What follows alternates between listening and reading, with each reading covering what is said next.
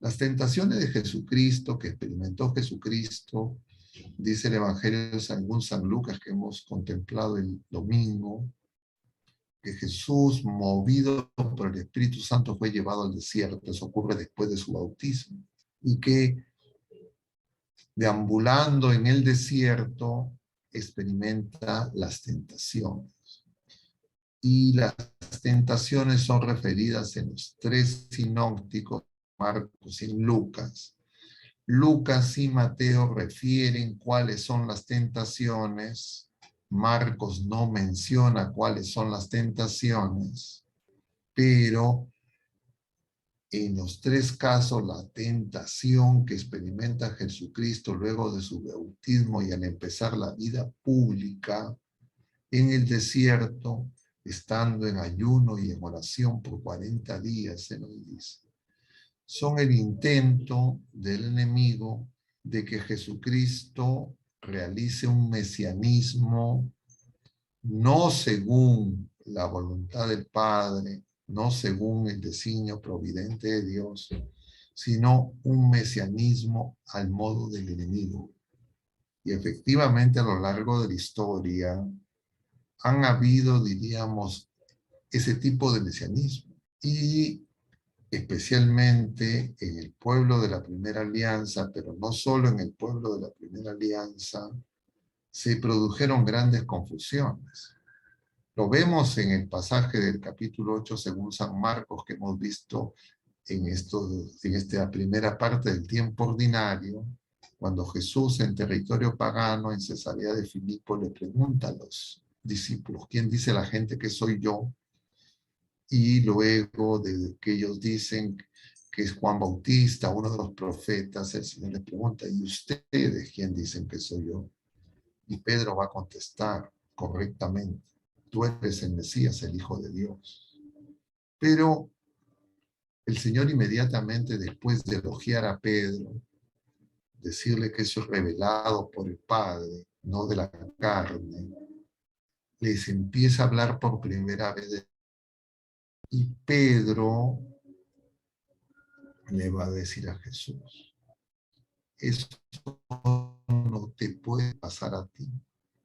Y Jesús le va a decir, atrás Satanás. Es decir, Pedro está pensando como los hombres, no como Dios está tentando a Jesús. Pedro quiere seducir a Jesús sin plena conciencia, porque en su deseo la cruz no puede corresponder al plan de salvación. Y en este tiempo de Cuaresma, nosotros tenemos que darnos cuenta que justamente las tentaciones del enemigo que se dirigen en primer lugar a Jesús, Jesús vence al demonio en el desierto, pero las tentaciones son siempre para rechazar la cruz, para hacerlos no al modo de Dios, sino al modo de la serpiente, y también para sembrar la duda y la desconfianza, es decir, para alterar y dañar la fe. Entonces nosotros tenemos que estar vigilantes porque las tentaciones son múltiples. Es de la serpiente, es del mundo, de la carne. Y claro, nosotros necesitamos experimentar y vencer en ese combate espiritual porque el Señor no nos ha exonerado de la tentación. Y la tentación va a ser no cumplir el designio providente de Dios, sino ajustarnos al mundo, a los planes del maligno. Y por eso en que las tentaciones a Jesús, en la primera y segunda tentación, según San Lucas, y la primera, tercera, según San Mateo, siempre va a estar acompañado de esta primera afirmación. Si eres el Hijo de Dios, dile estas piedras que se conviertan en pan. Si eres el Hijo de Dios, que se arroje desde lo alto del templo de Jerusalén, en la ciudad santa. Es de alguna manera el desafío para, entre comillas, manifestar el poder, de alguna manera, presupone la tentación que ser hijo de Dios significa evadir la cruz, evadir todas las pruebas, todas las dificultades, todas las tribulaciones. Y el Señor, claro, vence. Pero los apóstoles, los discípulos, a pesar de las 3 ocasiones en que el Señor les habla de la cruz, dicen los evangelios repetidamente, no entienden. Y lo vemos en la segunda ocasión cuando les habla de la cruz, ellos empiezan a decir más importante. Y nosotros tenemos que darnos cuenta de que para comprender ese misterio no alcanza la sola razón humana.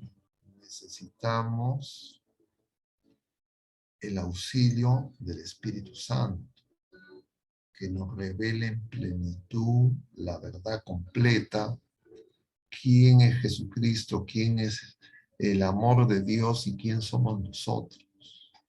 Pero nosotros podemos, como lo hemos venido diciendo en los juegos precedentes, pecar de presunción y creer que ya tenemos una fe viva, porque conocemos las Escrituras, porque tenemos un conocimiento intelectual de la revelación.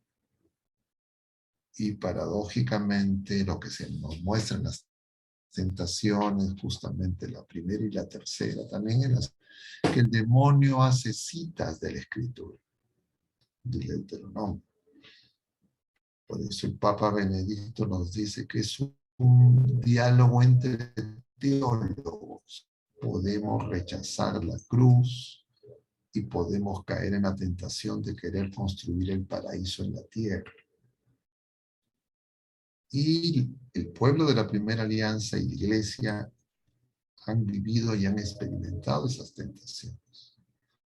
En el pueblo de la primera alianza, al punto que cuando Jesús se manifiesta no lo reconocen, lo rechazan y pactan con los poderes temporales para eliminar a Jesús.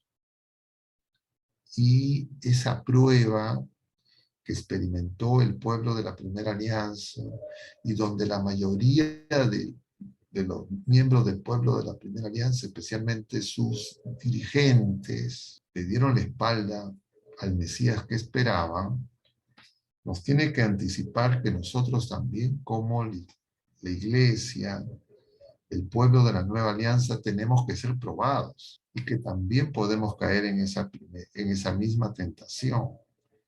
Tan es así que el mismo Señor nos va a decir si es que encontrará fe cuando venga por segunda vez. Entonces la fe no es algo que nosotros podemos presumir, es algo que el Señor nos da y que tiene que ser probado.